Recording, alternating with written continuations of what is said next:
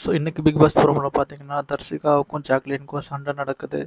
So நீ ஜீவா பொண்ணு பேசாத, மரியாதையாக பேசு அப்படின்ட்டு இவங்க வந்து ரொம்ப சண்டை போடுறாங்க. டெவில் டீமுக்குள்ளேயே பார்த்தீங்கன்னா பயங்கரமாக சண்டை. அப்புறம் வந்து இது என்ன உங்கள் அப்பா வீடா, யார் இஷ்டத்துக்கு பேசுகிற, மரியாதையாக பேசுன்னு சொல்ல உடனே வந்து சௌந்தர்யா குறுக்க வராங்க. ஆஹ் ஏன் அப்பா வீடா அது இதுன்னு கேட்குறேன், நான் மரியாதையாக பேசுன்னு சௌந்தர்யா சொல்கிறாங்க. உடனே தர்ஷிகா வந்து அதுக்கு என்ன சொல்கிறாங்கன்னா, நான் அப்படி தான் பேசுவேன், இவ பண்ணுற வேலைக்கெல்லாம் நான் அப்படி தான் பேச முடியும், உங்களுக்கெல்லாம் அவ்வளோதான் மரியாதை அப்படின்னு சொல்லி ரொம்பவே ஆக்ரோஷமாக கத்துறாங்க. ஸோ இன்றைக்கி லைவில் பார்த்தவங்களுக்குலாம் தெரியும், பயங்கரமாக சண்டை ஓடுச்சு தர்ஷிகாவுக்கும் சௌந்தர்யாவுக்கும். ஸோ டெவில் டீமுக்குள்ளே இப்படிலாம் அடிச்சுக்கிறாங்க.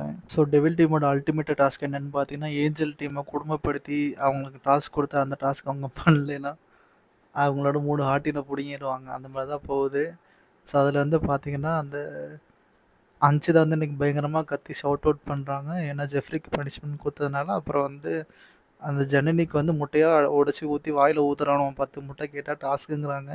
அதெல்லாம் பொறுத்துக்கிட்டு அதுவும் பண்ணிக்கிட்டு உட்காந்துருக்கு. அதுக்கு தான் இல்லைன்னா ஹார்டின் பிடிக்கிறாங்க, பாயிண்ட்ஸ் குறையும் போல், அதனால அது பண்ணிக்கிட்டு இருக்காங்க.